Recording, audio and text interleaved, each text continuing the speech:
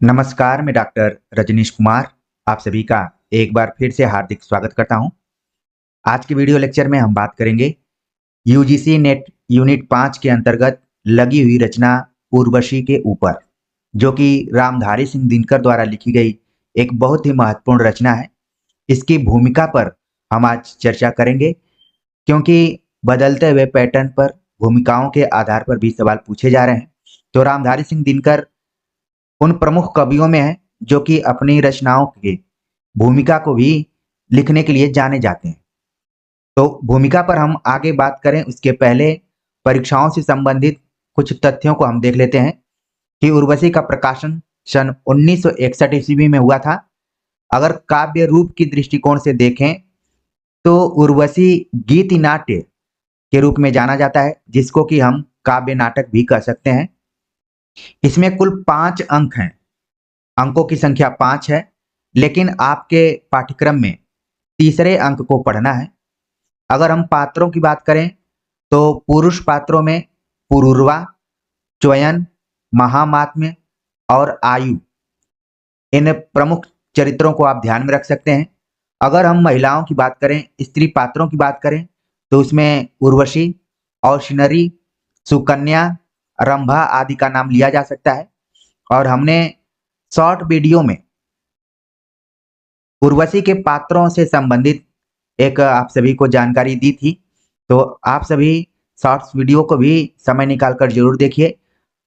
मुश्किल से 1 मिनट का वीडियो होता है, लेकिन कोशिश यह रहती है कि उन बिंदुओं की तरफ आपका ध्यान ले जाया जाए जिधर प्रायः कम जाता है, या फिर जाता भी है तो गंभीरता से नहीं जाता है। तो इस समय हमने एक प्रयोग करना शुरू किया है कि लंबी वीडियो के साथ साथ कुछ शॉर्ट्स वीडियो भी लाने का प्रयास हम कर रहे हैं, जिससे कि आप बैठे बैठाए या सोते लेटते उठते बैठते जैसे भी देखना चाहें देख सकते हैं। तो यहाँ पर आपने देखा परीक्षाओं के दृष्टिकोण से प्रकाशन, वर्ष, काव्य रूप, कितने अंकों में बटा हुआ है और कौन कौन से पात्र हैं। रामधारी सिंह दिनकर के बारे में बच्चन सिंह की किताब में लिखा गया है कि ये आवेग के कवि हैं। बच्चन सिंह का मानना है कि रामधारी सिंह दिनकर आवेग के कवि के रूप में जाने जाते हैं। तो आगे जब हम और बात करेंगे उर्वशी और रश्मिरथी को लेकर आलोचकों के दृष्टिकोण में, तो बच्चन सिंह का भी कथन मैं लेकर आऊंगा। अब चलते हैं, बात करते हैं भूमिका के ऊपर। रामधारी सिंह दिनकर भूमिका में लिखते हैं कि पुरूरवा और उर्वशी की कथा कई रूपों में मिलती है और उसकी व्याख्या भी कई प्रकार से की गई है। राजा पुरूरवा सोमवंश के आदि पुरुष हुए हैं। तो आपको ये पॉइंट ध्यान में रखना है, क्योंकि इसीलिए मैंने इसको हाईलाइट किया हुआ है। पूछा जा सकता है कि पुरूरवा का संबंध किस वंश से था, तो तुरंत आप बता देंगे कि सोमवंश से रिलेटेड थे पुरूरवा। राजा पुरूरवा सोमवंश के आदि पुरुष हुए हैं। उनकी राजधानी प्रयाग के पास प्रतिष्ठानपुर में थी। प्रयाग देखा जाए तो जिसको हम आज प्रयागराज के तौर पर जानते हैं, तो उसी के बगल में, उसी के निकट प्रतिष्ठानपुर राजा पुरूरवा की राजधानी थी। पुराणों में कहा गया है कि जब मनु और श्रद्धा को संतान की इच्छा हुई, उन्होंने वशिष्ठ ऋषि से यज्ञ कराया। और आप देखेंगे कि जब उर्वशी गीत नाट्य को हम पढ़ेंगे तो लगेगा कि हम कामायनी को भी पढ़ रहे हैं, क्योंकि उसी पैटर्न पर यहाँ पर रामधारी सिंह दिनकर ने लिखने का प्रयास किया है। कामायनी और उर्वशी में आलोचकों ने कई बार कामाध्यात्म जैसे विषयों को भी खोजा हुआ है। तो उर्वशी पर कल्पना पत्रिका में एक विवाद भी चला हुआ था, जिसको लेकर तत्कालीन आलोचकों ने अलग अलग आलेख भी लिखे थे।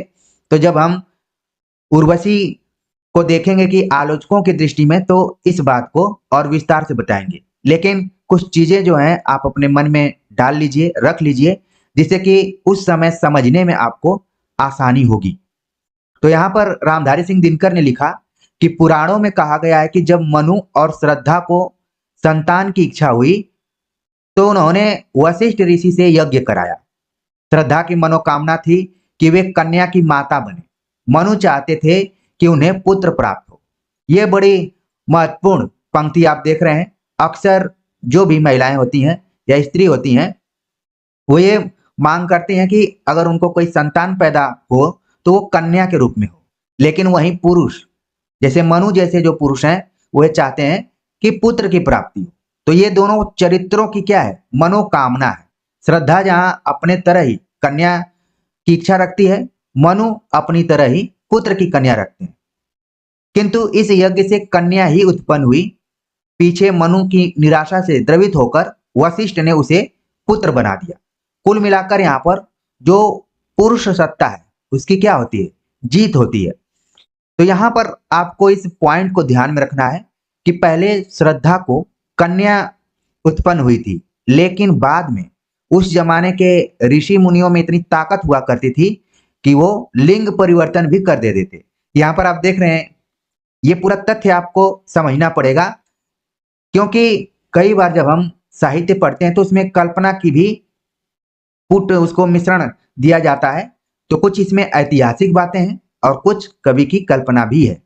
तो देखिए यहाँ पर श्रद्धा मनु का जिक्र किया जा रहा है, तो इसका मतलब ये नहीं है कि आपको लगे कि मैं कामायनी की बात कर रहा हूं, बल्कि उर्वशी पढ़ते हुए भी आपको श्रद्धा और मनु से कुछ कुछ अंश गुजरेंगे आपके सामने। आगे का जो तथ्य है कि मनु के इस पुत्र का नाम सुद्युम्न पड़ा।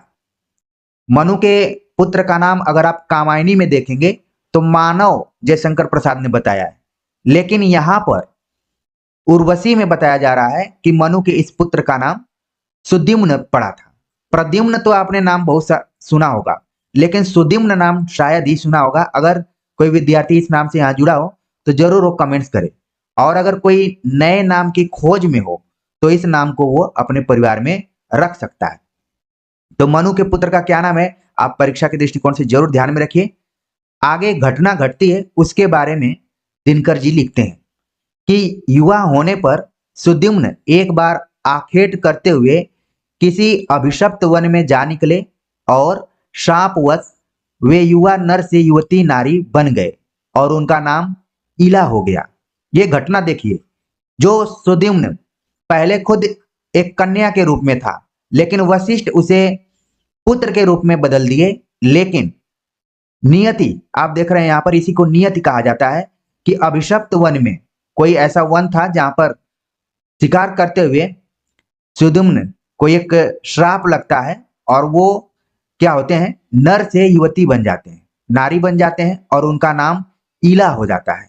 तो इला को भी आपको ध्यान में रखना है कि किसका नया नाम है या फिर इला का पूर्ववर्ती नाम क्या है। आप देखेंगे इस पूरे वीडियो लेक्चर में कि आपको एक से अधिक कथाएं यहाँ पर मिलेंगी। जब हम रश्मिरथी पर बात कर रहे थे, जो विद्यार्थी रश्मिरथी वाली वीडियो देखे होंगे वो मेरी बात को बहुत अच्छे से समझेंगे कि इसकी भूमिका में रामधारी सिंह दिनकर ने लिखा कि विचारोत्तेजक रचनाएं हमने बहुत की, अब समय आ गया है कि कथा प्रसंग पर आधारित कोई रचना की जाए जिसमें कोई वर्णन हो। तो यहाँ पर आप देख रहे हैं कि कुछ उसी तरीके का है, क्योंकि ये रचना सन 1961 में प्रकाशित हुई थी और वो सोच रहे हैं 1952 के आसपास में।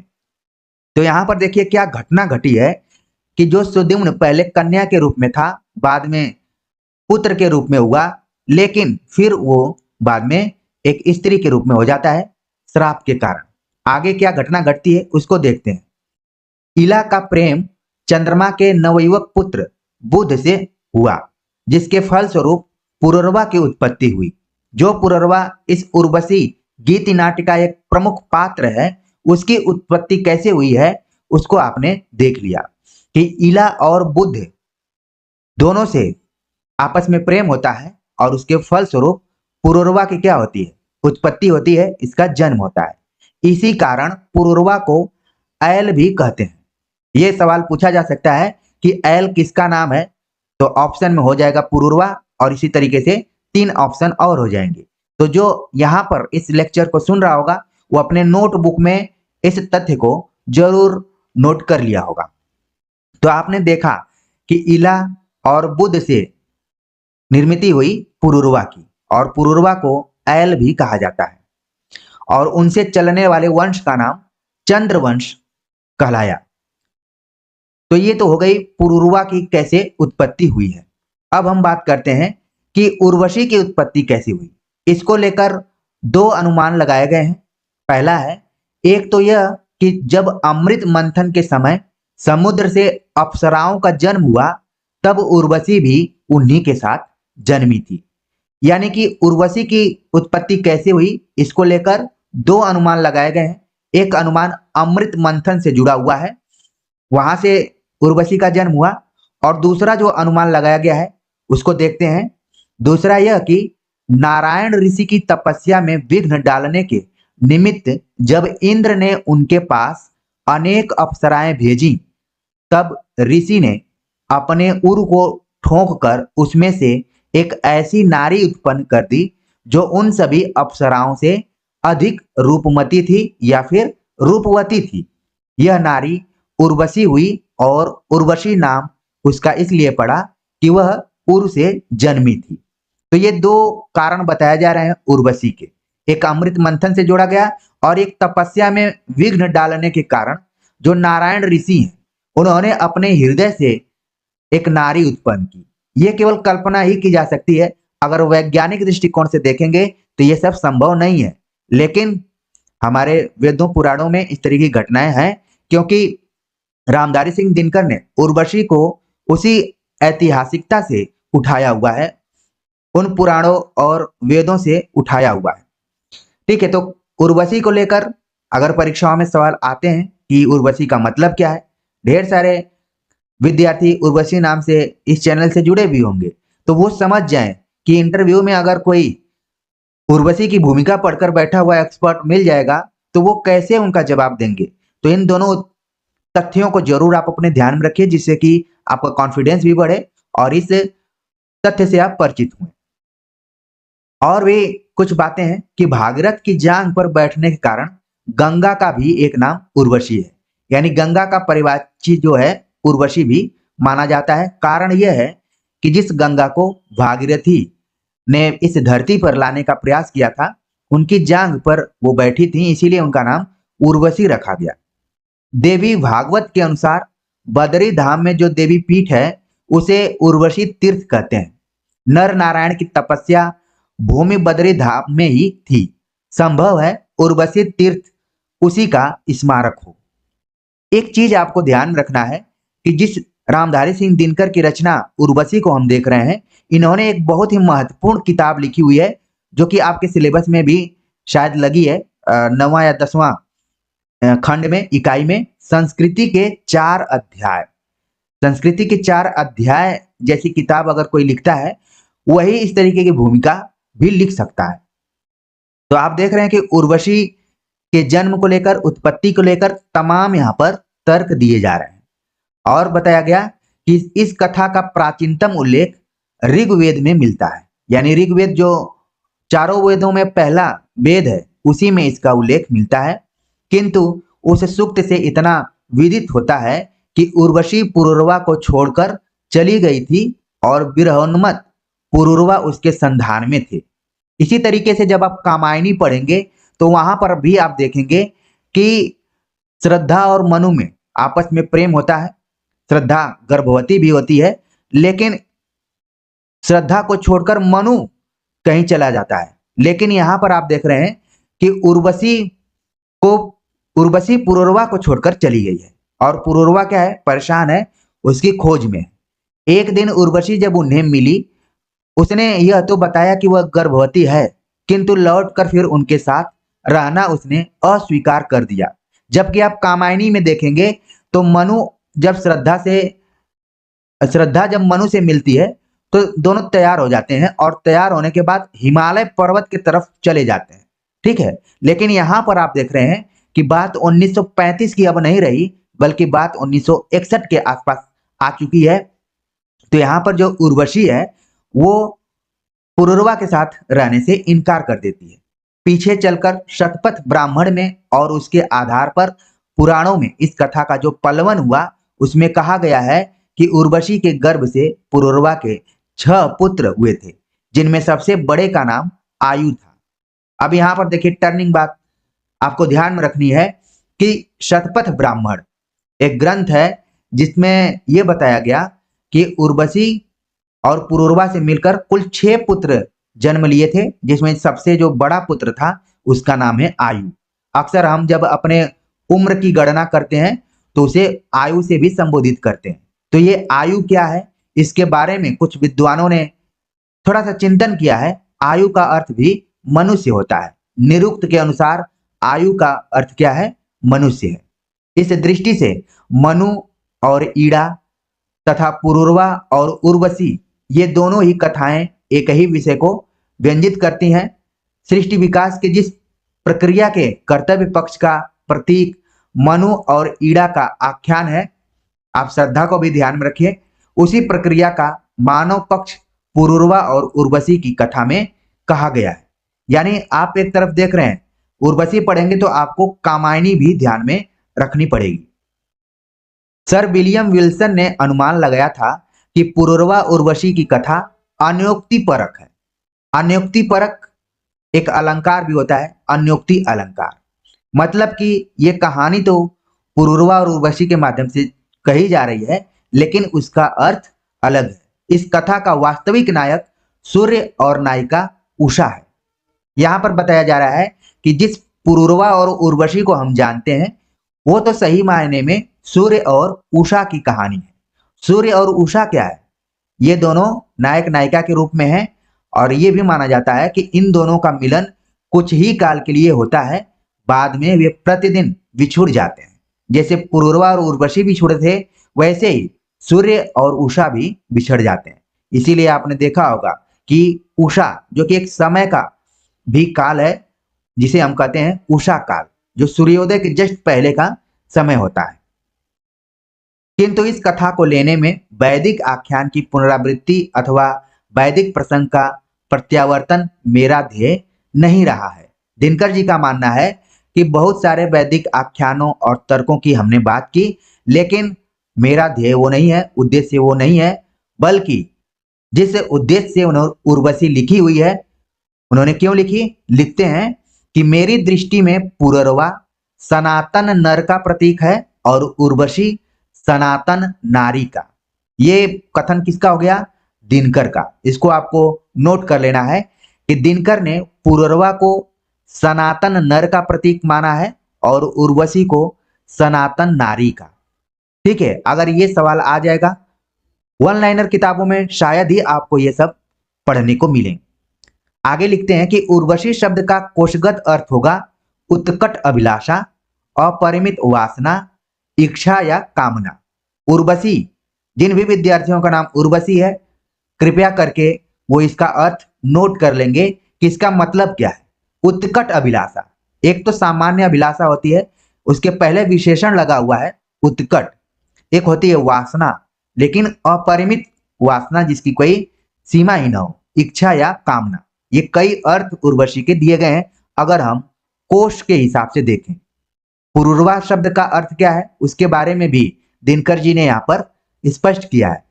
पुरूरवा शब्द का अर्थ वह व्यक्ति जो नाना प्रकार का रव करे, नाना ध्वनियों से आक्रांत हो, उसे हम पुरूरवा कहते हैं। उर्वशी नाम तो हम बहुत सुनते हैं, लेकिन शायद ही किसी का नाम पुरूरवा हमने सुना होगा। अभी तक तो मैंने नहीं सुना है, शायद किसी का नाम हो। तो पुरूरवा का क्या हो गया कि जो अनेक प्रकार की ध्वनियों से आक्रांत हो, वो पुरूरवा है। पुरूरवा का छोटा रूप कई बार पुरु बोल दिया जाता है, ठीक है ना। तो आजकल हो सकता है कुछ नाम हो। आगे उर्वशी के कुछ और प्रतीकों के बारे में बात की जा रही है। उर्वशी चक्षु, रसना, घ्राण, त्वक तथा श्रोत्र की कामनाओं का प्रतीक है। पुरूरवा रूप, रस, गंध, स्पर्श और शब्द से मिलने वाले सुखों से उद्वेलित मनुष्य है। पुरूरवा में द्वंद्व है, क्योंकि द्वंद्व में रहना मनुष्य का स्वभाव है। मनुष्य सुख की कामना भी करता है और उससे आगे निकलने का प्रयास भी। नारी नर को छूकर तृप्त नहीं होती, न नर नारी के आलिंगन में संतोष मांगता है। बहुत बड़ी बड़ी बातें यहाँ पर कही गई हैं, इनको आपको ध्यान में रखना है। कोई शक्ति है जो नारी को नर तथा नर को नारी से अलग रहने नहीं देती, और जब वे मिल जाते हैं तब भी उनके भीतर किसी ऐसी तृषा का संचार करती है जिसकी तृप्ति शरीर के धरातल पर अनुपलब्ध है। नारी के भीतर एक और नारी है जो अगोचर और इंद्रियातीत है। इस नारी का संधान पुरुष तब पाता है जब शरीर की धारा उछालते उछालते उसे मन के समुद्र में फेंक देती है, जब दैहिक चेतना से परे उसे वह प्रेम की दुर्गम समाधि में पहुंचकर निष्पन्द हो जाता है। आगे लिखते हैं कि और पुरुष के भीतर भी एक और पुरुष है जो शरीर के धरातल पर नहीं रहता, जिससे मिलने की आकुलता में नारी अंग संज्ञा के पार पहुंचना चाहती है। परिरंभ पाश में बंधे हुए प्रेमी परस्पर एक दूसरे का अतिक्रमण करके एक ऐसे लोक में पहुंचना चाहते हैं जो किरणोज्ज्वल और वायवी है। तो यहाँ पर स्त्री और पुरुष के लक्षणों के बारे में दिनकर जी लिख रहे हैं। आगे लिखते हैं कि स्त्रियों के मार्ग से अतीन्द्रिय धरातल का स्पर्श यही प्रेम की आध्यात्मिक महिमा है। देश और काल की सीमा से बाहर निकलने का एक मार्ग योग है, किंतु उसकी दूसरी राह नर नारी प्रेम के भीतर से भी निकलती है। मनुष्य का यह अनुमान अत्यंत प्राचीन है। तंत्र साधना के मूल में ऐसा कोई न कोई विश्वास रहा होगा। सहज मार्गियों के मन में ऐसी कोई न कोई भावना काम करती होगी। अभिनव मनोविज्ञान के भीतर भी ऐसी कोई न कोई प्रेरणा क्रियाशील है।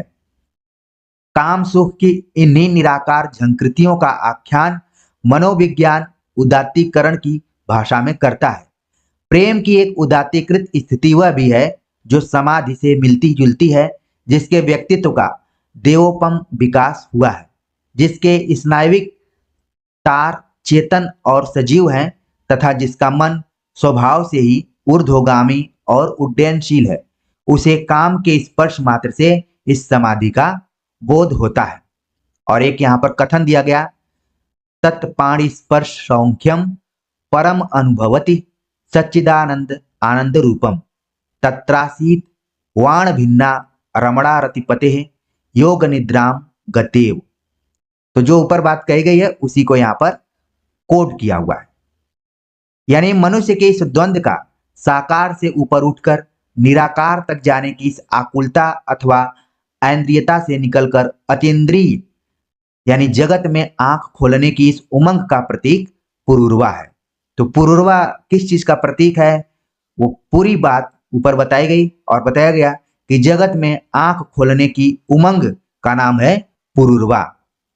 किंतु उर्वशी द्वंद्वों से सर्वथा मुक्त है। जहां एक तरफ बताया गया कि पुरूरवा में द्वंद है, वहीं बताया जा रहा है कि उर्वशी में द्वंद नहीं है, वो निर्णय लेने में एकदम से मुक्त है। देवियों में द्वंद नहीं होता, वे त्रिकाल अनुद्विग्न निर्मल और निष्पाप होती हैं। ये देखिए रामधारी सिंह दिनकर की पंक्तियां हैं, यानी कि उनके विचार हैं यहाँ पर कि पुरुषों में या देवताओं में द्वंद हो सकता है, वो अपने कुर्सियों को लेकर यहाँ से वहां तक दौड़ सकते हैं, लेकिन देवियों में द्वंद नहीं होता। वे त्रिकाल हैं, अनुद्विग्न हैं, निर्मल हैं और निष्पाप होती हैं।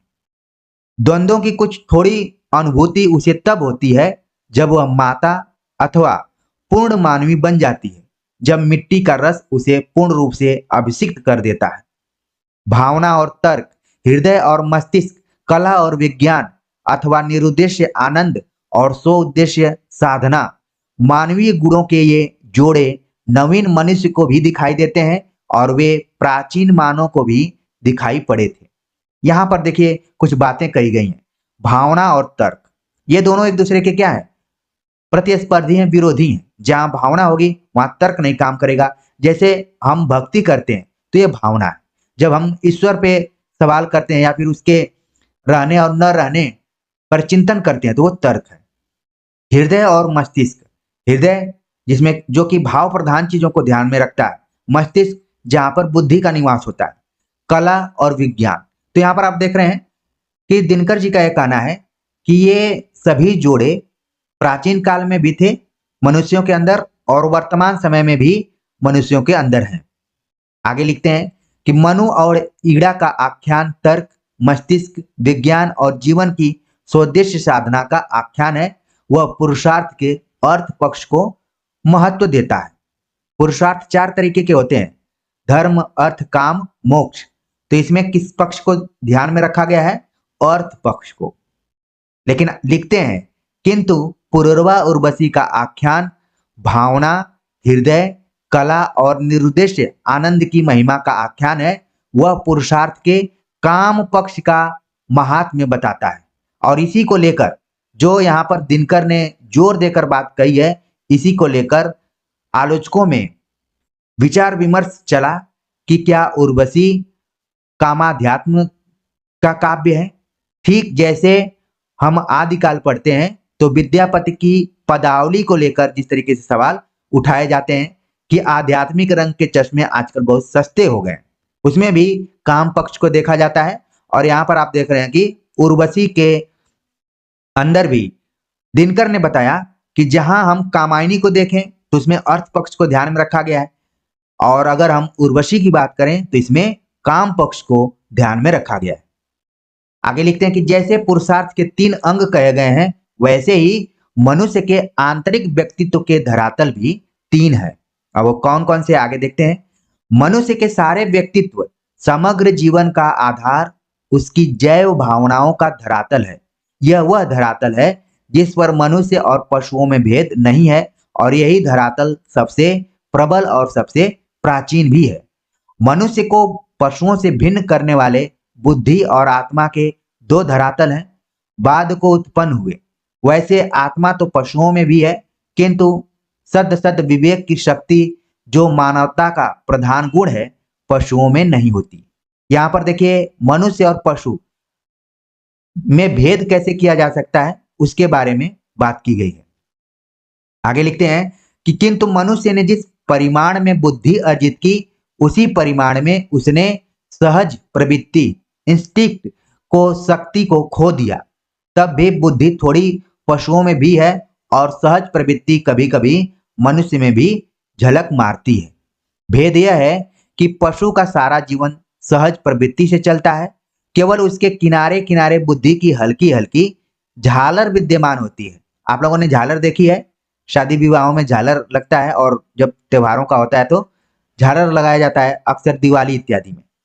तो यहाँ पर रामधारी सिंह दिनकर की शब्दावली को देखिए। लिखते हैं कि भेद यह है कि पशु का सारा जीवन सहज प्रवृत्ति से चलता है, केवल उसके किनारे किनारे बुद्धि की हल्की झालर विद्यमान है, और मनुष्य के सारे जीवन का आधार बुद्धि है। सहज प्रवृत्ति कभी कभी ही बिजली की तरह उसमें कौंध जाती है। तब भी मनुष्य का सर्वोत्तम काव्य, सर्वोच्च दर्शन और विज्ञान के आशातीत आविष्कार, ये सब के सब समबुद्धि यानी इंट्यूशन से संकेतित होते हैं, जो बहुत कुछ सहज प्रवृत्ति के ही समान है। अर्थ और काम ये जय धरातल के पुरुषार्थ हैं। अर्थ और काम, अर्थ कामायनी से जोड़ लिया गया, काम उर्वशी से, माना गया कि ये जैव धरातल के पुरुषार्थ हैं। किंतु धर्म का जन्म आत्मा के धरातल पर होता है। बुद्धि इन दोनों धरातलों की सेविका और सहायक है, किंतु अर्थ की सेवा वह जिस सहजता से करती है, उसी सहजता से वह धर्म और काम की सेवा नहीं कर सकती।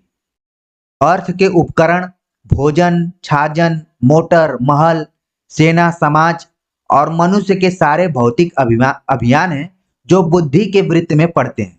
किंतु काम के अंग कला, सुरुचि, सौंदर्य बोध और प्रेम है, जो मुख्यतः समबुद्धि के संकेतित होते हैं। तो यहाँ पर देखिए दिनकर जी अर्थ और काम इन दोनों के उपकरणों और प्रयोजनों की बात कर रहे हैं। इसी प्रकार बुद्धि धर्म को भी सिद्ध नहीं करती, धर्म बराबर समबुद्धि से प्रेरणा पाता है। धर्म का जन्म आत्मा धरातल पर होता है, किंतु सार्थकता उसकी तब है जब वह जैव धरातल पर आकर हमारे आचरणों को प्रभावित करे। कला, सुरुचि, सौंदर्य बोध और प्रेम, इनका जब जैव धरातल पर जन्म होता है, किंतु सार्थकता उनकी तब सिद्ध होती है जब वे ऊपर उठकर आत्मा के धरातल को स्पर्श करते हैं। साहित्य के 9 मूल भावों में रति, क्रोध, भय और घृणा, ये मूल भाव भैंस में भी होते हैं, किंतु पशुओं में जो भाव अनगढ़ और कुरूप हैं, मनुष्य में आकर वे अनेक रूप रंगों में बदलकर निस्सीम हो गए हैं, क्योंकि मनुष्य में बुद्धि और कल्पना की शक्ति है, जो पशुओं में नहीं है। तो मनुष्य और पशु कुछ जगहों पे समान दिखाया गया है, कुछ जगहों पे दोनों में अंतर दिखाया जा रहा है। पशुओं में जो प्रेरणा ऋतु धर्म से एकाकार है, मनुष्य में वह ऋतु धर्म का बंधन नहीं मानती, न वह प्रजा सृष्टि की सीमा पर समाप्त होती है। यानी कि पशुओं और मनुष्यों में काम की भावना को आपको जोड़कर देखना है कि उनका धर्म एक खास ऋतु से रिलेटेड है, लेकिन मनुष्य इन बंधनों से ऊपर उठ चुके हैं। काम शक्ति पशु जगत में आवश्यकता और उपयोग की सीमा में है, मनुष्य में आकर वह ऐसे आनंद का कारण बन गई है जो निष्प्रयोजन, निस्सीम और निरुद्देश्य है। वह नित्य नए नए पुलकों की रचना करती है, नई नई कल्पनाओं को जन्म देती है और मनुष्य को नित्य नवीन स्फरणों से अनुप्राणित रखती है। यह सच है कि काम के क्षेत्र में पशुओं को जो स्वाधीनता प्राप्त है वह मनुष्यों को नहीं है। चीजों को आप लोग समझ रहे होंगे, आसपास भी आपने देखा होगा। किंतु कामजन्य स्फुरणों, प्रेरणाओं और सुखों का जो अनंत व्यापी प्रसार मनुष्य में है वह कल्पनाहीन जंतुओं में नहीं हो सकता। और मनुष्यों में भी जो लोग पशुता से जितनी दूर हैं वे काम के सूक्ष्म सुखों का स्वाद उतना ही अधिक जानते हैं। कामजन्य प्रेरणाओं की व्याप्तियां सभ्यता और संस्कृति के भीतर बहुत दूर तक पहुंची हैं। यदि कोई युवक किसी युवती को प्रशंसा की आंखों से देख ले तो दूसरे ही दिन से उस युवती के हाव भाव बदलने लगते हैं। उसे पोशाक और प्रसाधन में नवीनता की आवश्यकता अनुभूत होने लगती है। उसके बोलने, चलने और देखने में एक नई भंगिमा उत्पन्न हो जाती है। ये पंक्ति हो सकता है कि आप लोग अपने से कोरिलेट कर रहे होंगे। यदि आपने कभी कोएड क्लास किया हो जिसमें लड़के लड़कियां दोनों साथ में पढ़ते हैं तो आपने देखा होगा जो दिनकर जी यहाँ पर एक कल्पना के माध्यम से पंक्ति लिख रहे हैं, ठीक है, या फिर ऑफिस में आपने देखा होगा, ठीक है ना, कि यदि कोई युवक किसी युवती को प्रशंसा की आंखों से देख ले। आंखों से कई तरीके से देखा जाता है, एक तो कई बार लोग घूरते भी हैं, लेकिन प्रशंसा की आंखें पता चल जाती हैं। तो अगले दिन जो युवती है वो अपने हाव भाव, अपने व्यवहार में बदलाव करना शुरू कर देती है। पोशाकों और प्रसाधन में भी नवीनता लाने का प्रयास करती है, यहाँ तक कि बोलने, चलने और देखने में भी उसमें बदलाव आ जाता है। तो आप लोगों ने अपने विद्यार्थी जीवन में भी देखा होगा और अपने ऑफिशियली कार्यालयी जीवन में भी देखा होगा। मुझे इस पंक्ति को देखते हुए एक घटना याद आ रही है। जब हम लोग बीएचयू में पढ़ा करते थे तो उस जमाने कोएड नहीं था, तो हमारे जितने भी क्लासमेट हुआ करते थे जो हॉस्टल में रहते थे और कई बार क्लास छूटने के कारण, मतलब कि उनको लेट ना हो जाए, तो वो लोअर और टी शर्ट में ही पहुंच जाते थे। तो हमारे कई टीचर्स कहा करते थे कि अगर एक कोएड क्लास होता तो कम से कम तुम लोग नहा धो के अच्छे से तैयार होके आते, और नहीं कोएड है तो जैसे मन कर रहा है वैसे आ जा रहे हो। तो अब तो शायद वहां भी कोएड हो चुका है, ठीक है। जो बीएचयू में पढ़ रहे होंगे वो इस चीज को बता सकते हैं। अब हम सभी तो दूर से ही सुने सुनाई चीजों पर ही बोल सकते हैं। तो हमारे समय में कोएड नहीं था, तो युवती को प्रशंसा की आंखों से देखने के बाद प्रशंसा भली आंखों से बताने की जरूरत ही नहीं कभी पड़ी। लेकिन अब इस चीज को आप लोग कभी कभी व्यवहारिक जीवन में देखने को आप सभी को मिल सकता है। यही बात है। आगे है कि इस प्रकार जब कोई नारी प्रशंसा भरी दृष्टि से किसी पुरुष को देख लेती है, जस्ट उल्टा यहाँ पर हो रहा है, तब अनगढ़ से अनगढ़ पुरुष के भीतर भी कोई कल्पक जाग उठता है, कोई कविता सुगबुगाने लगती है, वो शायरी अंदाज में आना शुरू कर देता है और शायर बन जाता है, कवि बन जाता है। सौंदर्य की कोई तृषा जगकर उसे आईने के पास ले जाती है। तो देख रहे हैं कि कितना सूक्ष्म तरीके से रामधारी सिंह दिनकर ने स्त्री और पुरुष दोनों की प्रशंसाओं का यहाँ पर चित्रण किया है और दोनों के ऊपर क्या प्रभाव पड़ता है उसको भी बताया है। आगे है, काम की ये जो निराकार झंकृतियां हैं वे ही उदात्तीकरण के सूक्ष्म सोपान हैं। त्वचाएं स्पर्श के द्वारा सुंदरता का जो परिचय प्राप्त करती हैं वह अधूरा और अपूर्ण होता है। पूर्णता पर वह तब पहुंचता है जब हम सौंदर्य के निधिध्यासन अथवा समाधि में होते हैं। कला, साहित्य और विशेषतः काव्य के भौतिक सौंदर्य की महिमा अखंड है। फिर भी श्रेष्ठ कविता बराबर भौतिक से परे भौतिकोत्तर सौंदर्य का संकेत देती है। फिजिकल को लांघकर मेटाफिजिकल हो जाती है। इस कथन को आपको ध्यान में रखना पड़ेगा, पूछा जा सकता है किसका है। आगे है कि प्रेम में भी भूत से ऊपर उठकर भूतोत्तर होने की शक्ति होती है। रूप के भीतर डूबकर अरूप का संधान करने की प्रेरणा होती है। अपने स्थूल से स्थूल रूप में भी प्रेम एक मानव का दूसरे मानव के साथ एकाकार होने का सबसे सहज, सबसे स्वाभाविक मार्ग है। किंतु विकसित और उदात्त हो जाने पर तो वह मनुष्य को बहुत कुछ वही शीतलता प्रदान करता है जो धर्म अवदान है, जो धर्म का अवदान है। धर्मार्थो अर्थतः काम कामार्थम फलोदय, पद्म पुराण में एक संस्कृत का श्लोक दिया गया है। यानी धर्म से अर्थ और अर्थ से काम की प्राप्ति होती है। धर्म से अर्थ और अर्थ से काम की प्राप्ति होती है। जेआरएफ वाले इस चीज को अच्छे से समझ पा रहे होंगे। किंतु काम से फिर हमें धर्म की ही फल प्राप्ति होती है। धर्म में सूक्ष्म आनंद और निरुद्देश्य सुख के जितने भी सोते हैं वे कहीं न कहीं काम के पर्वत से फूटते हैं। जिसका काम कुंठित, उपेक्षित अथवा अवरुद्ध है वह आनंद के अनेक सूक्ष्म रूपों से वंचित रह जाता है। हीन केवल वही नहीं है जिसने धर्म और काम को छोड़कर केवल अर्थ को पकड़ा है। न्यायतः उकठा काठ तो उस साधक को भी कहना चाहिए जो धर्म सिद्धि के प्रयास में अर्थ और काम दोनों से युद्ध कर रहा है। और यहाँ पर बताया गया कि धर्मार्थ कामम सममेव सेव्यम, यह एक सेवी सह नरो जघन्य। पुरूरवा और उर्वशी का प्रेम मात्र शरीर के धरातल पर नहीं रुकता, वह शरीर से जन्म लेकर मन और प्राण के गहन गुह्य लोकों में प्रवेश करता है। रस भौतिक आधार से उठकर रहस्य और आत्मा के अंतरिक्ष में विचरण करता है। पुरूरवा के भीतर देवत्व की तृषा है, इसीलिए मर्त्य लोक के नाना सुखों में वह व्याकुल और विषण है। उर्वशी देवलोक से उतरी हुई नारी है, वह सहज निश्चिंत भाव से पृथ्वी का सुख भोगना चाहती है।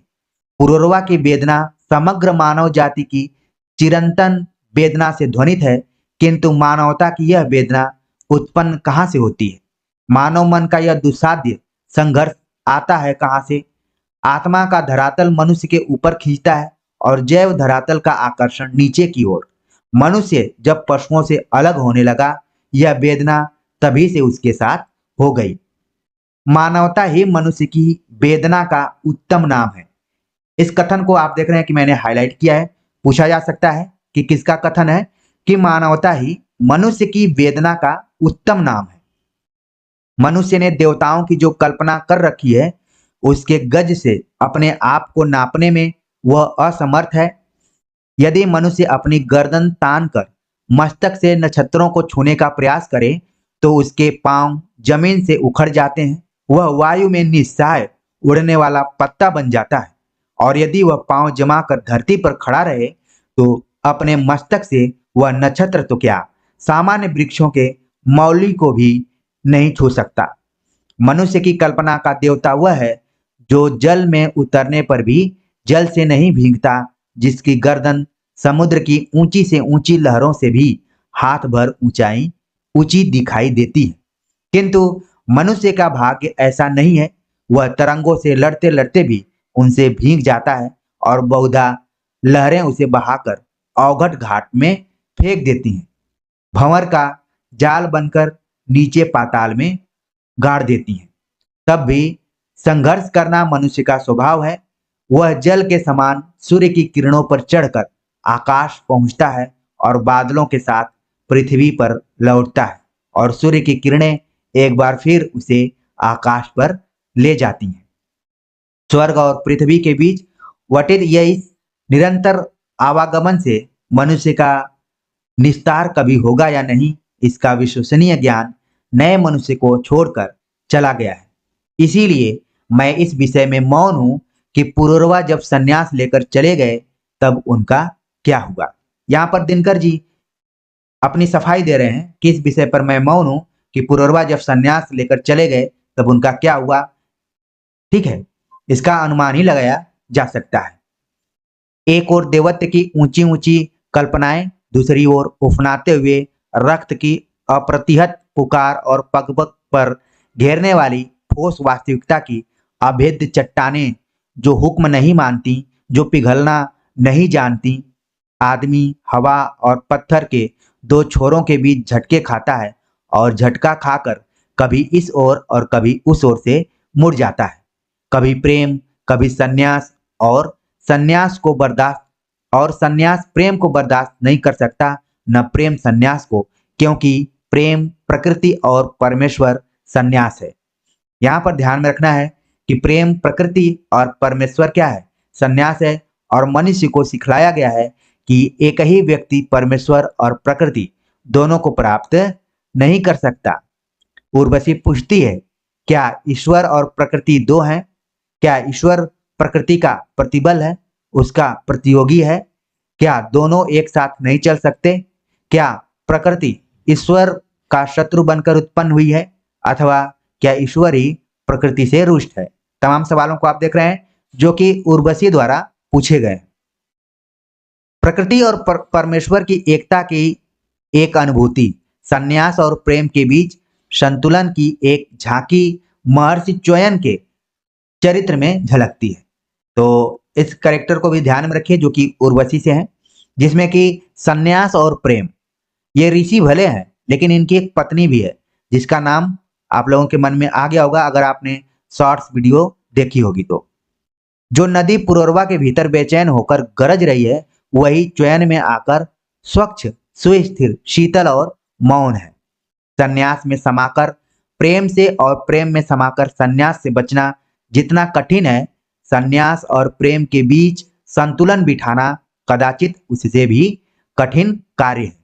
मनोविज्ञान जिस साधना का संकेत देने लगा है वह वैराग्य नहीं, रागों से मैत्री का संकेत है, वह निषेध नहीं, स्वीकृति और समन्वय का संकेत है, वह संघर्ष नहीं, सहज स्वच्छ प्राकृतिक जीवन की साधना है। देवता वह नहीं जो सब कुछ को पीठ देकर सबसे भाग रहा है, देवता वह है जो सारी आसक्तियों के बीच अनासक्त है, सारी स्पृहाओं को भोगते हुए भी निष्प्रिय और निर्लिप्त है। फिर वही बात, पानी पर चलो किंतु पानी का दाग नहीं लगे, किंतु पानी पर चलकर भी पानी के दाग से बचता कौन है?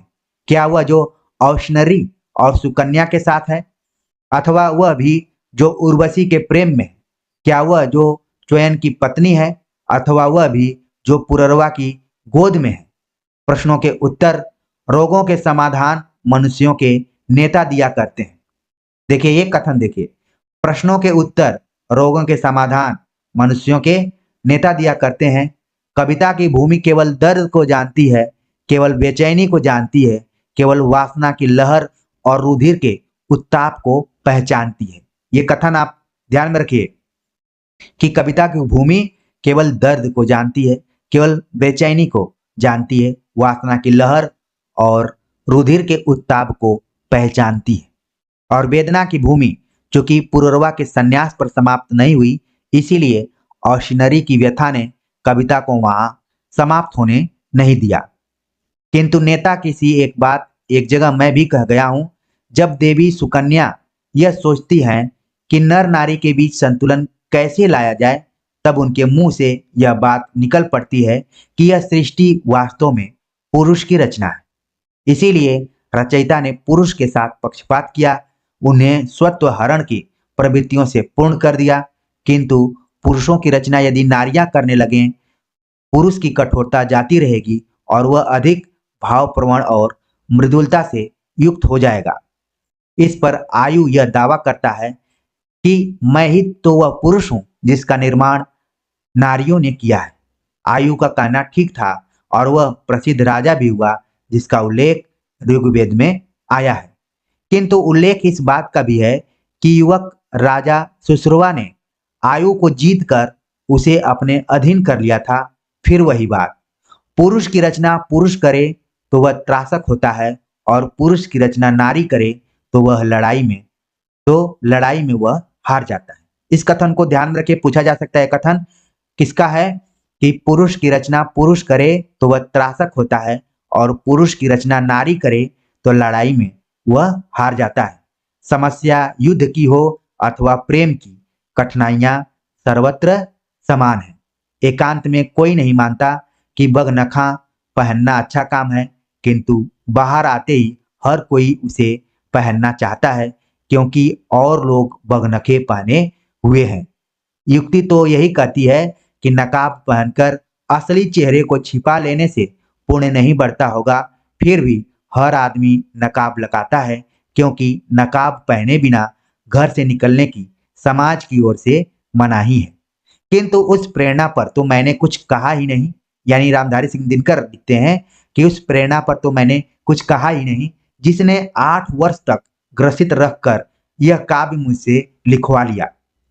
यानी आप देख रहे हैं उर्वशी का प्रकाशन भले 1961 में हुआ, लेकिन इसकी रचना करने में रामधारी सिंह दिनकर को लगभग 8 वर्ष लगे थे। इसके पहले हमने रश्मिरथी के बारे में भी बताया था कि उसमें कुल कितने वर्ष लगे थे। आपके मन में ये सवाल का जवाब आ गया हुआ कि 2 वर्ष लगे थे। और आप देख रहे हैं उर्वशी 1-2 साल की रचना नहीं है, इसमें 8 वर्ष खपाकर दिनकर ने इसको लिखा है। और लिखते हैं कि शायद अपने से अलग करके मैं उसे नहीं देख सकता, शायद वह अलिखित रह गई, शायद वह इस पुस्तक में व्याप्त है। और ये भूमिका उन्होंने लिखी पटना 1961 में, ठीक है ना, पटना में लिखी थी। तो इस तरीके से हमने सोचा कि उर्वशी की भूमिका से पहले आप सभी का मैं परिचय कराऊं।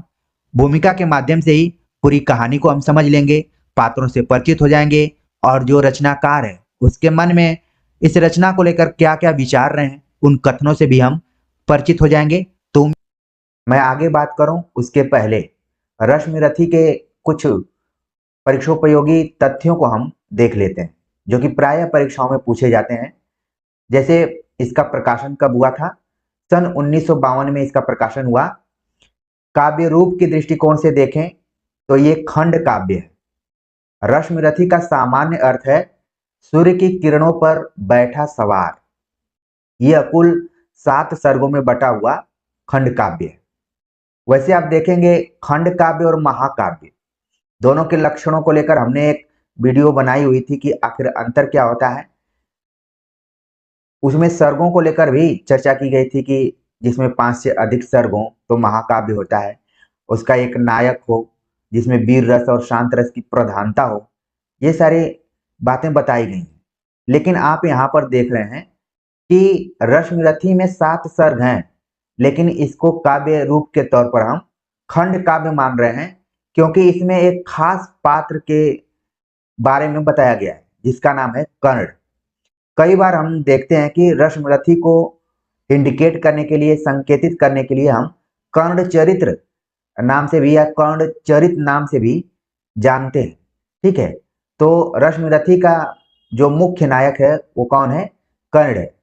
और कर्ण का जब भी जिक्र हुआ आपके मन में तुरंत महाभारत की कहानी आ गई होगी, ठीक है। तो यहाँ पर आप देख रहे हैं कि कर्ण को सूतपुत के नाम से भी जाना जाता है, सूतपुत कर्ण, ठीक है। लेकिन रामधारी सिंह दिनकर ने कर्ण को आधार बनाते हुए रश्मिरथी जरूर लिखी है, लेकिन रश्मिरथी का जो शाब्दिक अर्थ है जैसा कि मैंने यहाँ पर बताया कि सूर्य की किरणों पर बैठा सवार, इसमें 2 शब्द हैं, एक है रश्मि और दूसरा है रथी। आपने देखा होगा आसपास में बहुत लोगों का नाम रश्मि नाम से, तो रश्मि का मतलब है सूर्य की किरण।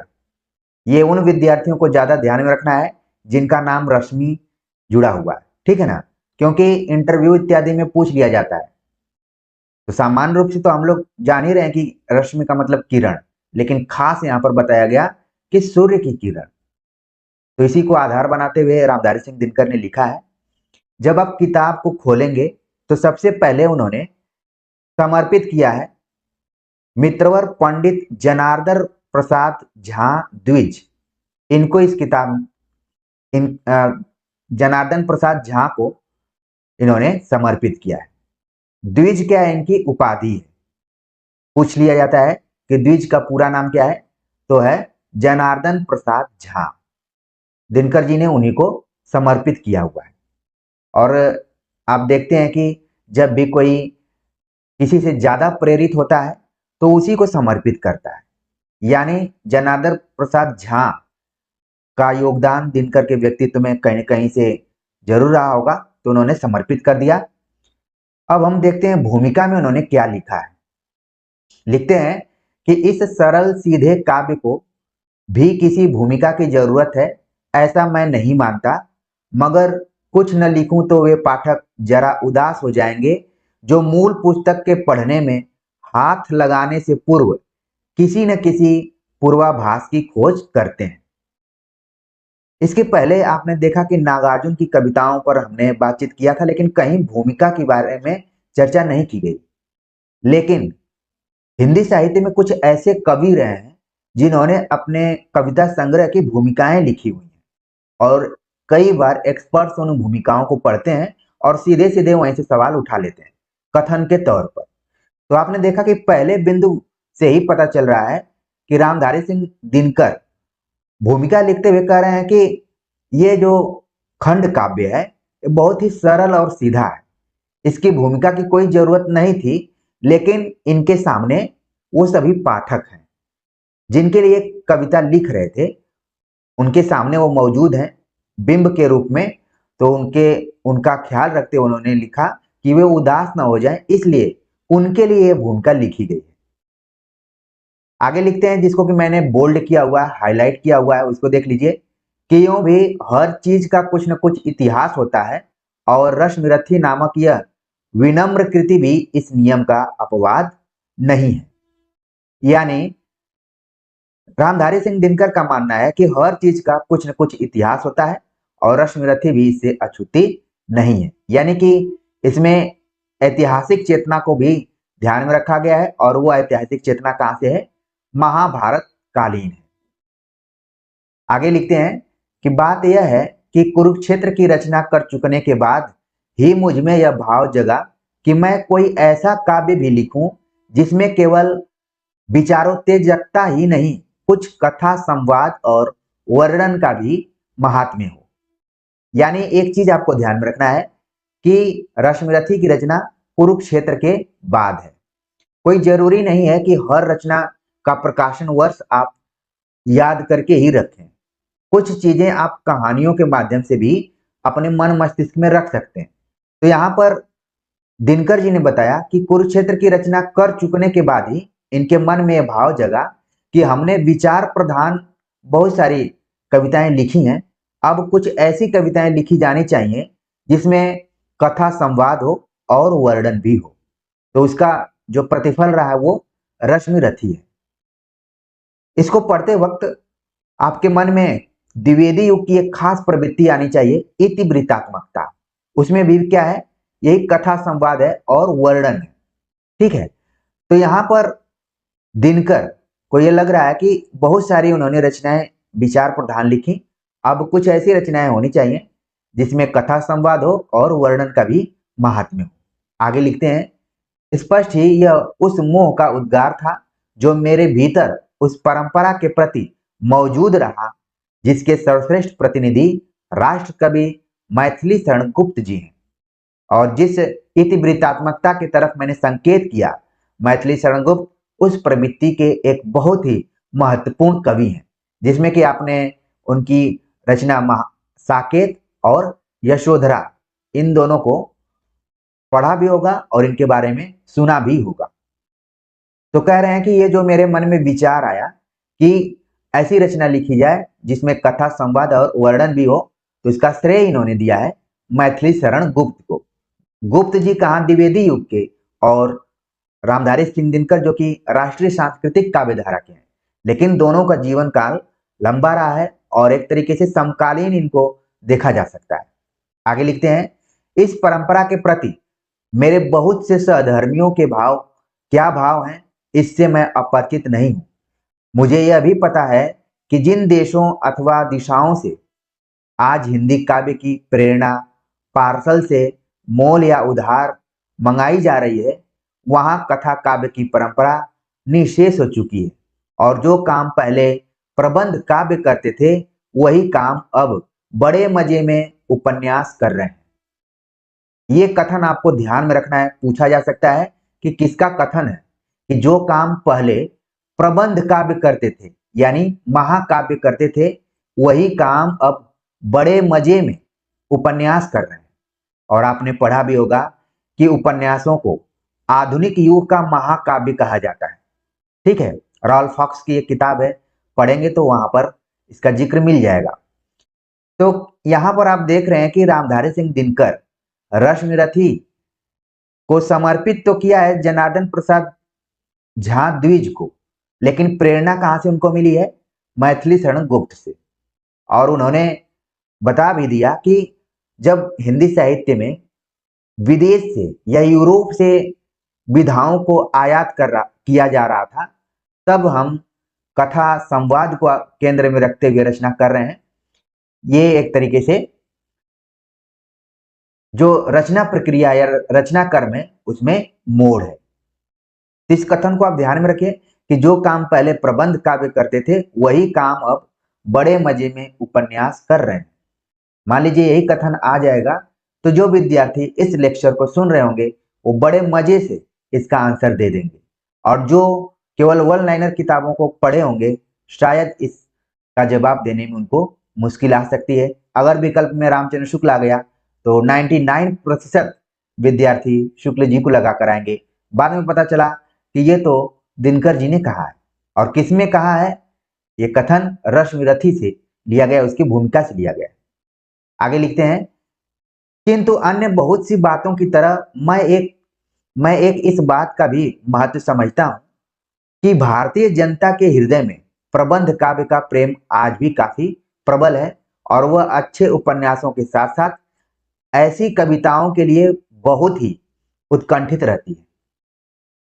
ठीक है, तो यहां पर दिनकर जी को विश्वास है कि भारतीय जनता के हृदय में प्रबंध काव्य का प्रेम पहले भी था और आज भी काफी प्रबल है, और साथ में वह अच्छे उपन्यासों के साथ साथ ऐसी कविताओं के लिए भी बहुत ही उत्कंठित रहती है जिसमें कथा संवाद हो और वर्णन। ठीक वैसे ही जैसे आप सभी भी उन वीडियोज को ज्यादा पसंद करते हैं जिसमें किसी के व्यक्तिगत जीवन की कहानी हो, किसी के प्रेरणा परक जीवन की कहानी हो, जिसमें कोई कथा हो। ज्यादातर विचार प्रधान वीडियोज को कम देखने की कोशिश लोग करते हैं। ठीक है ना?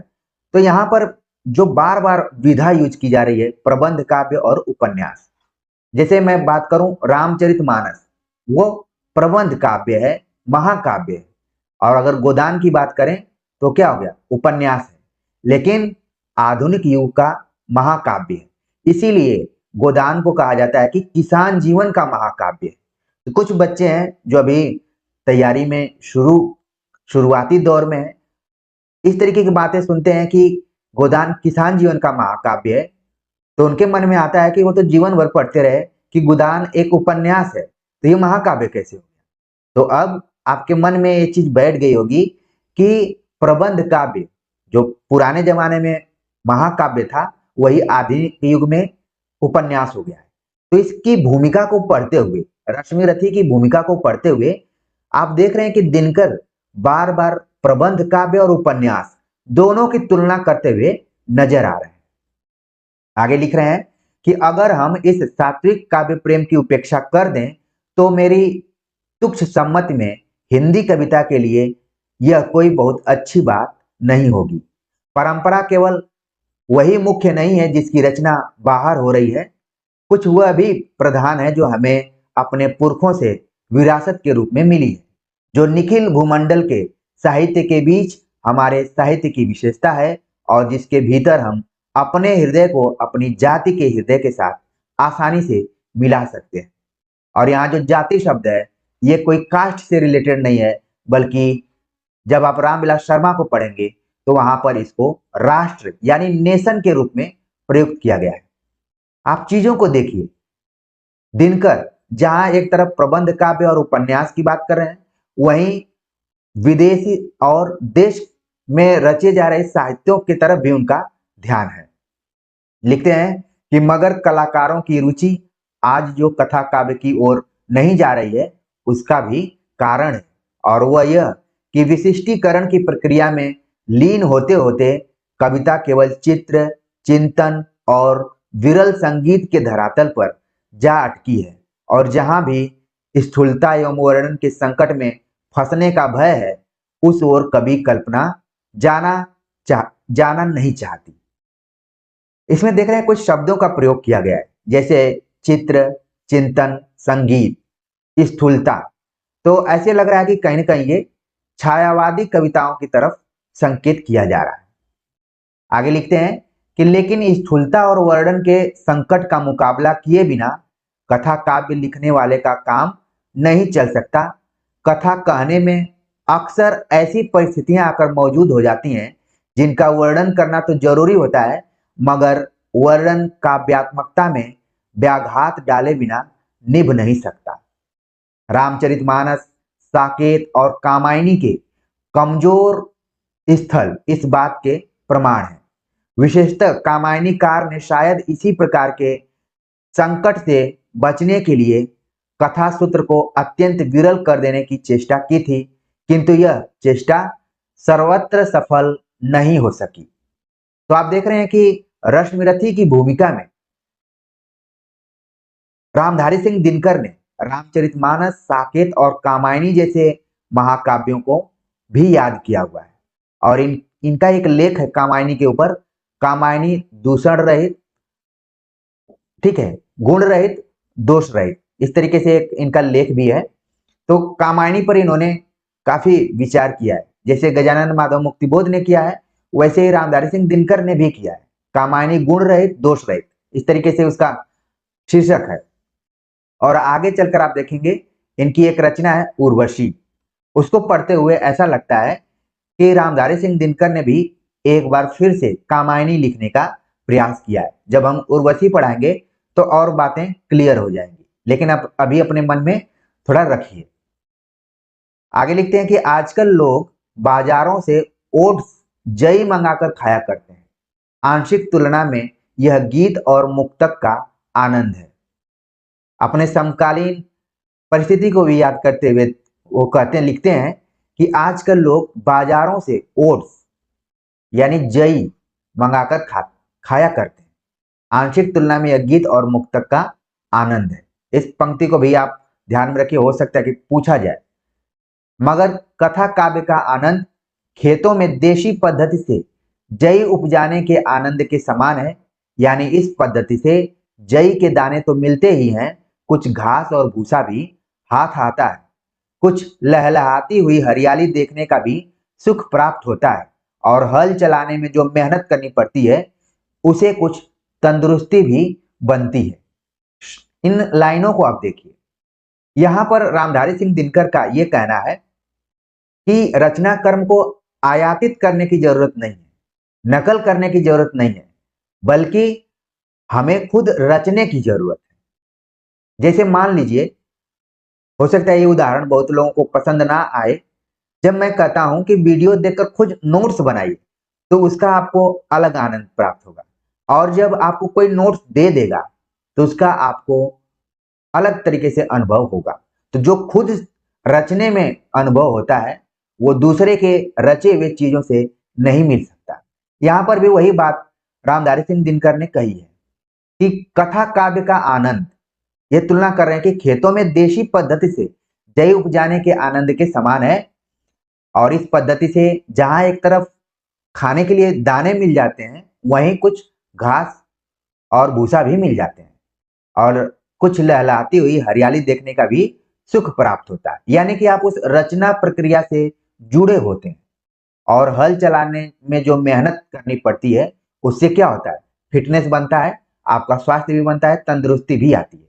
जब आप हाथ से कलम से लिखेंगे तो आपका जो यहाँ कनेक्शन है वो सीधे दिमाग से जुड़ेगा, और आपको बहुत लगेगा कि आज हमने मेहनत की है। नहीं तो पीडीएफ इत्यादि क्या करेंगे, कहीं इधर डाउनलोड कर रहे हैं, कहीं उधर डाउनलोड कर रहे हैं, कहीं प्रिंट आउट कर रहे हैं, तो प्रिंट आउट खो जा रहा है और उस पर धूल जम रही है। तो बहुत ज्यादा इसी तरीके से सोचना है, ऐसा आप काम करिए जिससे कि तंदुरुस्ती भी बनी रहे। आगे लिखते हैं दिनकर जी कि फिर भी यह सच है कि कथा काव्य की रचना आदि से अंत तक केवल दाहिने हाथ के भरोसे नहीं की जा सकती। जब मन उबने लगता है और प्रतिभा आगे बढ़ने से इनकार कर देती है, तब हमारा उपेक्षित बायां हाथ हमारी सहायता को आगे बढ़ता है, मगर बेचारा बायां हाथ तो बायां ही ठहरा। इन पंक्तियों को देखिए मैंने बोल्ड किया हुआ है और इस उद्देश्य किया है कि हो सकता है कि इनको आने वाली परीक्षा में कथन के तौर पर पूछा जाए। ठीक है ना। यहाँ पर दायां और बायां दोनों हाथों की तुलना की गई है। अक्सर माना जाता है कि जो दायां हाथ है वो लिखने का काम करता है और बायां हाथ अन्य कामों के लिए। दायां के अपेक्षा बायां को कमजोर माना जाता है, लेकिन जब भी दायां संकट की स्थिति में होता है तो बायां उसका सहयोग करने के लिए आगे बढ़ता है, लेकिन अंत में बायां को बायां ही समझा जाता है। इससे बड़ी विडंबना क्या हो सकती है, यही बात कर रहे हैं। आगे लिख रहे हैं कि वह चमत्कार तो क्या दिखलाए, कवि की कठिनाइयों का कुछ पर्दा ही खोल देता है और इस क्रम में खुलने वाली कमजोरियों को ढकने के लिए कवि का नाना कौशलों से काम लेना पड़ता है। यह तो हुई महाकाव्यों की बात। लिख रहे हैं, वही लिख रहे हैं कि यह अभी महाकाव्यों की बात हुई। अगर यहां से शुरू हो रहा है रश्मिरथी के बारे में, जो आपका टॉपिक है, अगर इस रश्मिरथी काव्य को सामने रखा जाए तो मेरे जानते इसका आरंभ भी बाएं हाथ से हुआ है और आवश्यकता अनुसार अनेक बार कलम बाएं से दाहिने और दाहिने से बाएं हाथ में आती जाती रही है। यानी कि बहुत आसानी से रश्मिरथी इन्होंने नहीं लिखा है, बल्कि विचारों का आना जाना, कथा संवादों का आना जाना लगा रहा। मतलब दाएं से बाएं, बाएं से दाएं के बीच में इनके विचार दौड़ते रहे। फिर भी खत्म होने पर चीज मुझे अच्छी लगी। विशेषतः मुझे इस बात का संतोष है कि अपने अध्ययन और मनन से मैं कर्ण के चरित्र को जैसा समझ सका हूं वह इस काव्य में ठीक से उतर आया है और उसके वर्णन के बहाने मैं अपने समय और समाज के विषय में जो कुछ कहना चाहता था उसके अवसर भी मुझे यथास्थान मिल गए हैं। तो देखिए यहाँ पर बात खुलकर सामने आई कि रश्मिरथी लिखने के पहले रामधारी सिंह दिनकर के मन में बहुत सारी बातें आई, बहुत सारे भाव आए, लेकिन उन्होंने जब इसको लिखा तो संतुष्ट रहे और यहां तक संतुष्ट रहे कि जो उन्होंने कर्ण को इस खंड काव्य में दिखाया है उसके चरित्र को जैसा समझा है उसको एकदम ठीक से उन्होंने हुबहू प्रस्तुत किया है। और केवल कर्ण के चरित्र को नहीं प्रस्तुत किया है, बल्कि अपने समय और समाज से उन्होंने जोड़ने का प्रयास भी किया है जहां भी इनको मौका मिला है।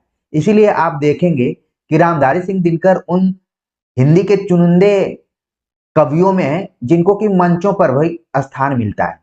आपने मंचीय भाषणों में कई बार इनकी पंक्तियों को उल्लिखित करते हुए या फिर बोलते हुए लोगों को सुना होगा, क्योंकि ये पंक्तियां समय और समाज दोनों से जुड़ी हुई होती हैं। अब आगे जो है बड़ा ही महत्वपूर्ण तथ्य है कि इस काव्य का आरंभ मैंने यानी कि रामधारी सिंह दिनकर 16 फरवरी सन 1950 ईस्वी को किया था। दिनकर जी लिखते हैं कि इस काव्य का आरंभ मैंने 16 फरवरी सन 1950 ईस्वी को किया था और प्रकाशित कब हुआ? 1952 ईस्वी में। यानी कि लगभग 2 वर्ष लगे इस खंड काव्य को पूरा करने में।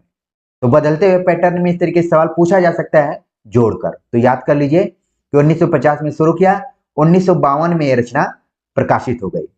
उस समय मुझे केवल इतना ही पता था कि प्रयाग के यशस्वी साहित्यकार पंडित लक्ष्मी नारायण मिश्र कर्ण पर एक महाकाव्य की रचना कर रहे हैं। ठीक है ना। तो जब ये रचना कर रहे थे रामधारी सिंह दिनकर, तो उनको पता था कि मेरे जैसे ही जिस कथा को मैंने आधार बनाया हुआ है उसी कथा पर लक्ष्मी नारायण मिश्र, आपने इनका नाम जरूर सुना होगा, नाटककार के रूप में है। और लक्ष्मी नारायण नारायण मिश्र और लक्ष्मी नारायण लाल, इन दोनों के नाटक कई बार परीक्षाओं में परीक्षार्थियों को कंफ्यूज करते हैं। तो इनको अलग अलग करके आप याद भी किए होंगे और आगे याद करेंगे भी। तो दिनकर जी आप देख रहे हैं कि इस भूमिका में अपने समकालीन कई लेखकों का जिक्र उन्होंने किया है। अब उसमें से एक नाम और जुड़ गया, लक्ष्मी नारायण मिश्र का, जिन्होंने कर्ण को आधार बनाते हुए एक महाकाव्य की रचना उस समय कर रहे थे ये। और आपके मन में आना चाहिए कि क्या ये रचना पूरी हुई, और वो पूरी हुई तो कौन सी रचना है, ठीक है ना। तो जहां तक मैंने खोजने का प्रयास किया तो चक्रव्यूह नाम से इन्होंने एक रचना की हुई है, लक्ष्मी नारायण मिश्र, वही कर्ण के जीवन पर आधारित है। आगे लिखते हैं दिनकर जी कि रश्मरथी के पूरा होते होते हिंदी में कर्ण चरित पर कई नूतन और रमणीय काव्य निकल गए। यह युग दलितों और उपेक्षितों के उद्धार का युग है। बहुत पहले अभी इसी लेक्चर में हमने मैथिली शरण गुप्त को याद किया। मैथिली शरण गुप्त न केवल राष्ट्र कवि के रूप में जाने जाते हैं, बल्कि वो ऐसे कवि हैं जिन्होंने दलितों और उपेक्षितों, खासतौर से उपेक्षितों को ध्यान में रखते हुए कुछ रचनाएं की, जिसमें साकेत और यशोधरा दोनों का नाम आपके सामने आ गया होगा। साकेत में जहां उन्होंने उर्मिला को केंद्र में रखते हुए अपनी बात कही, उर्मिला भी रामायण के पात्रों में देखा जाए तो उपेक्षित पात्र के रूप में रही, और यशोधरा भी उसी तरीके की। तो यहाँ पर कर्ण महाभारत में सूतपुत्र के नाम से जाना जाता है। कर्ण की ऐतिहासिक हिस्ट्री आप अच्छे से जानते होंगे कि किसका पुत्र था, क्या था, लेकिन कुछ चीजें होती हैं जो कि पर्दे के पीछे होती हैं। लेकिन कर्ण को तो हम सूतपुत्र के रूप में जानते हैं, और जैसा कि आप जानते भी हैं कि स्वयंवर हुआ था तो द्रौपदी ने क्लियर स्पष्ट रूप से मना कर दिया था कि कर्ण क्या है, अछूत है, सूतपुत्र है, तो वो इस प्रतियोगिता में नहीं भाग ले सकता है। तो दिनकर उस युग से, अपने समय और समाज से प्रभावित रहे, जब उस युग में दलितों और उपेक्षितों के उद्धार के लिए कुछ रचनाएं की जा रही थी, तो उनके मन में आया कि क्यों ना हम कर्ण को केंद्र में रखते हुए एक रचना करें जिसका नाम है रश्मिरथी। आगे लिखते हैं कि अतएव यह बहुत स्वाभाविक है कि राष्ट्र भारती के जागरूक कवियों का ध्यान उस चरित्र की ओर जाए जो हजारों वर्षों से हमारे सामने उपेक्षित एवं कलंकित मानवता का मूक प्रतीक बनकर खड़ा रहा है। आगे है कि रश्मिरथी में स्वयं कर्ण के मुख से निकला है। इस पॉइंट को आपको ध्यान में रखना है, पूछा जा सकता है कि ये किसके द्वारा कहा गया है। मैं उनका आदर्श कहीं जो व्यथा न खोल सके, पूछेगा जग किंतु पिता का नाम न बोल सकेंगे, जिनका निखिल विश्व में कोई कहीं न अपना होगा, मन में लिए उमंग जिन्हें चीरकाल कल्पना होगा। ये जो पंक्तियां हैं किसके द्वारा कही गई हैं? कर्ण के द्वारा, कि मैं उनका आदर्श कहीं जो व्यथा न खोल सकेंगे, पूछेगा जग किंतु पिता का नाम न बोल सकेंगे। ठीक है, तो ये पंक्तियां आप ध्यान में रखिए। आगे लिखते हैं कि कर्ण चरित्र के उद्धार की चिंता इस बात का प्रमाण है कि हमारे समाज में मानवीय गुणों की पहचान बढ़ने वाली है। कुल और जाति का अहंकार विदा हो रहा है। आगे मनुष्य केवल उसी पद का अधिकारी होगा जो उसके अपने सामर्थ्य से सूचित होता है, उस पद का नहीं जो उसके माता पिता या वंश की देन है। तो ये जो पंक्तियां आप देख रहे हैं, वाक्य देख रहे हैं, कथन देख रहे हैं, ये कथन कहीं न कहीं कबीर के तरफ भी संकेत कर रहा है। उन्होंने लिखा था, ऊंचे कुल का जन्मिया करनी ऊंच न हो। यही बात यहाँ पर कही जा रही है कि अब वो समय धीरे धीरे खत्म होने जा रहा है कि कोई अपने माता पिता या वंश की देन के कारण प्रसिद्ध होगा, बल्कि अब जो जिसमें सामर्थ्य होगा वो अब आगे बढ़ेगा। तो पंक्तियां तो बहुत प्रेरित करने वाली हैं, लेकिन अभी भी ये पंक्तियां अर्ध सत्य ही नजर आती हैं। फिर भी चीजें क्या है, पहले से बदली हुई है। आगे लिखते हैं कि इसी प्रकार व्यक्ति अपने निजी गुणों के कारण जिस पद का अधिकारी है वह उसे मिलकर रहेगा, यहां तक कि उसके माता पिता के दोष भी इसमें कोई बाधा नहीं डाल सकेंगे। कर्ण चरित्र का उद्धार एक तरह से नई मानवता की स्थापना का ही प्रयास है, और मुझे संतोष है कि इस प्रयास में मैं अकेला नहीं, अपने अनेक सुयोग्य सहधर्मियों के साथ हूं। कर्ण का भाग्य सचमुच बहुत दिनों के बाद जगा है। यह उसी का परिणाम है कि उसके पार जाने के लिए आज जलयान पर जलयान तैयार हो रहे हैं। जहाजों के इस बड़े बेड़े में मेरी ओर से एक छोटी सी डोंगी ही सही। ये आखिरी पंक्ति आपको ध्यान में रखना है, जो यहाँ पर पूछा जा सकता है कि ये किस रचना से इसको लिया गया है या फिर किसका कथन है। और ये बात उन्होंने लिखी, यानी दिनकर ने लिखी मुजफ्फरपुर, जो कि बिहार का एक जिला है, वहां पर रामनवमी संवत 2009 के ईयर में। ठीक है ना, तो वहां पर यहाँ पर लिखा भी गया है कि कब इन्होंने लिखा है। तो कुल मिलाकर हमने रश्मिरथी की भूमिका को देख लिया कि इसमें क्या क्या रामधारी सिंह दिनकर ने लिखा है, किन किन साहित्यकारों को, अपने समकालीन साहित्यकारों को याद किया हुआ है और रश्मिरथी के बारे में लिखा है। नीचे कुछ और महत्वपूर्ण चीजें हैं, चाहता मैं तो इसको नहीं बताता, लेकिन मुझे लगा कि इसको अगर छोड़ूंगा तो हो सकता है कि आप सभी के साथ अन्याय हो जाए। ये पंक्तियां मान लीजिए सीधे सीधे पूछ ली जाए कि किस सर्ग से ली गई।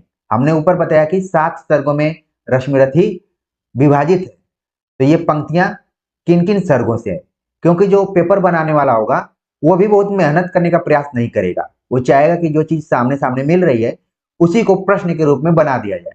तो हम क्यों इस चीज को छोड़ें, तो देख लेते हैं। चतुर्थ सर्ग से ये पंक्तियां ली गई हैं। दान जगत का प्रकृत धर्म है, मनुज व्यर्थ डरता है, एक रोज तो हमें स्वयं सब कुछ देना पड़ता है, बचते वही समय पर जो सर्वस्व दान करते हैं, ऋतु का ज्ञान नहीं जिनको वे देकर भी मरते हैं। ये पंक्तियां कहां से ली गई? रश्मिरथी चतुर्थ सर्ग से। यहाँ पर श्री कृष्ण वचन, यानी कि रश्मिरथी में श्री कृष्ण भी है। ब्राह्मण्य सत्यवादी च तपस्वी नियत व्रतः रिपुस्वपि दयावान च तस्मात् कर्णो वृष स्मृतः। ये किसका हो गया? श्री कृष्ण का। श्री कृष्ण का वचन एक नीचे भी दिया गया है। बहुनात्र किमुक्तेन संक्षेपात श्रेणु पांडव तत्वसम तत्व विशिष्ट वा कर्णमन्ये महारथम। तो ये वचन कृष्ण के हो गए। और 7वां सर्ग से पंक्ति यहाँ पर उठाई गई है कि क्रिया का दलित तारक का हृदय का निष्कपट पावन समुद्धारक त्रिया बड़ा बेजोर दानी था, सदय था युधिष्ठिर कर्ण का अद्भुत हृदय था। सदय था युधिष्ठिर कर्ण का अद्भुत हृदय था। तो ये पंक्ति कहां से ली गई? 7वें सर्ग से। कुल मिलाकर रश्मिरथी में 7 सर्ग हैं और उन 7 सर्गों का यहाँ पर दिया हुआ है। आपके मन में सवाल उठ रहा होगा कि इसके पात्रों के बारे में हमने बात नहीं की। तो जैसे ही कविता शुरू होगी तो पात्रों का परिचय भी होगा और बाकी ढेर सारी बातें होंगी। तो हमने सोचा कि पहले आप सभी का परिचय भूमिका से करवाया जाए, उसमें आए हुए महत्वपूर्ण कथनों से करवाया जाए, जिससे कि आप मानसिक रूप से तैयार हो जाएं रश्मिरथी पढ़ने के लिए। ठीक है ना? तो हम इस पर बात करेंगे और आप सभी लगातार अपनी तैयारी करते रहिए। मिलते हैं एक नए टॉपिक के साथ, तब तक के लिए नमस्कार।